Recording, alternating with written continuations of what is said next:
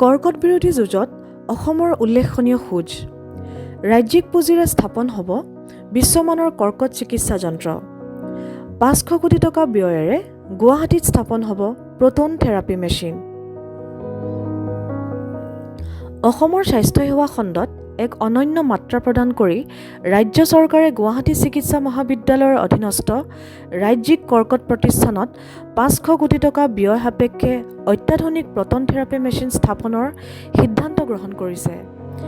শেহতীয়াকৈ মুখ্যমন্ত্ৰী ডক্টৰ হিমন্ত বিশ্ব শৰ্মাই সদৰি কৰা মতে চৰকাৰী স্বাস্থ্য ব্যৱস্থাৰ অধীনত এনে উন্নত প্ৰযুক্তি প্ৰৱৰ্তন কৰাত অসম সমগ্ৰ দেশৰ ভিতৰতে প্ৰথমখন ৰাজ্য হিচাপে পৰিগণিত হ'ব।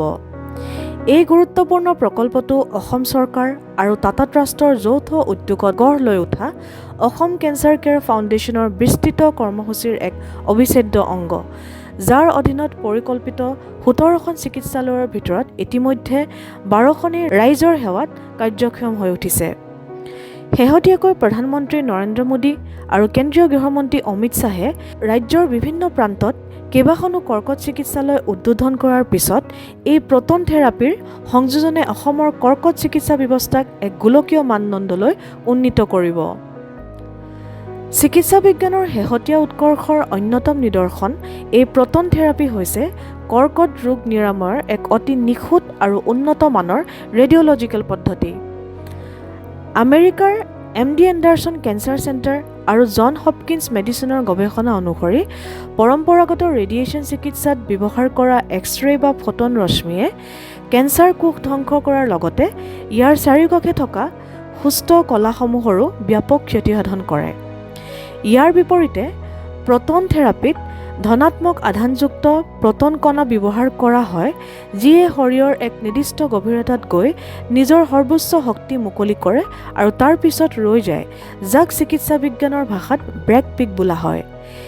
ইয়াৰ ফলত টিউমাৰৰ আশে-পাশে থকা সুস্থ অংগসমূহ যেনে হৃদযন্ত্ৰ, হাওঁফাওঁ বা মগজু সম্পূৰ্ণ সুৰক্ষিত হৈ থাকে, যিটো বিশেষকৈ মগজুৰ টিউমাৰ, চকুৰ কেঞ্চাৰ, বাওঁফালৰ স্তন কৰ্কট আৰু শিশুৰ কৰ্কট ৰোগৰ চিকিৎসাত অত্যন্ত ফলপ্ৰসূ প্ৰমাণিত হৈছে। বৰ্তমান ভাৰতবৰ্ষত এই চিকিৎসা পদ্ধতিৰ উপলব্ধতা অতি সীমিত আৰু ইয়াৰ ব্যয়ো সাধাৰণ মানুহৰ ঢুকি পোৱাৰ বাহিৰত। বৰ্তমান সমগ্ৰ দেশত কেৱল 2খন চিকিৎসালয়তহে প্ৰটন থেৰাপিৰ সুবিধা আছে। চেন্নাইৰ ব্যক্তিগত খণ্ডৰ এপ'ল' প্ৰটন কেঞ্চাৰ চেণ্টাৰ আৰু নাবী মুম্বাইত কেন্দ্ৰীয় চৰকাৰৰ অধীনস্থ টাটা মেম'ৰিয়েল চেণ্টাৰৰ একট্ৰেক প্ৰতিষ্ঠানত।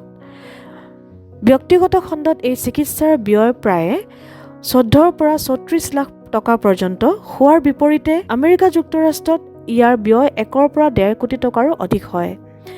এনে এক প্ৰেক্ষাপটত অসম চৰকাৰে সম্পূৰ্ণ ৰাজ্যিক পুঁজিৰে এই যন্ত্ৰ ক্ৰয়ৰ বাবে নিবিদা প্ৰক্ৰিয়া আৰম্ভ কৰাৰ ফলত আগন্তুক দিনত ৰাজ্যৰ দৰিদ্ৰ আৰু মধ্যবিত্ত শ্ৰেণীৰ ৰোগীসকলে বিনামূলীয়া বা অতি সুলভ মূল্যত এই বিশ্বমানৰ চিকিৎসা সেৱা লাভ কৰিবলৈ সক্ষম হ'ব।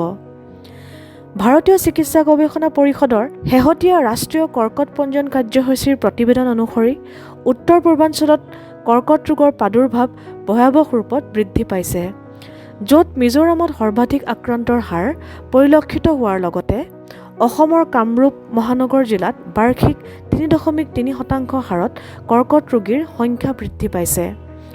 এই উদ্বেগজনক পৰিসংখ্যাৰ প্ৰতি লক্ষ্য ৰাখিয়ে গ্ৰহণ কৰা এই সময়োচিত পদক্ষেপে ৰাজ্যৰ ৰোগীসকলক বহিৰাজ্যলৈ যোৱাৰ যন্ত্ৰণা আৰু অৰ্থনৈতিক বোজাৰ পৰা মুক্তি দিব। তদুপৰি এই শেহতীয়া প্ৰযুক্তিৰ উপলব্ধতাই গুৱাহাটীক সমগ্ৰ দক্ষিণ-পূব এছিয়া, বিশেষকৈ ভূটান, বাংলাদেশ আৰু নেপালৰ দৰে চুবুৰীয়া ৰাষ্ট্ৰৰ ৰোগীসকলৰ বাবে চিকিৎসা পৰ্যটনৰ এক প্ৰধান কেন্দ্ৰ হিচাপে গঢ়ি তুলিব। নিউজ ডেস্ক ৰিপৰ্ট, নতুন সময়।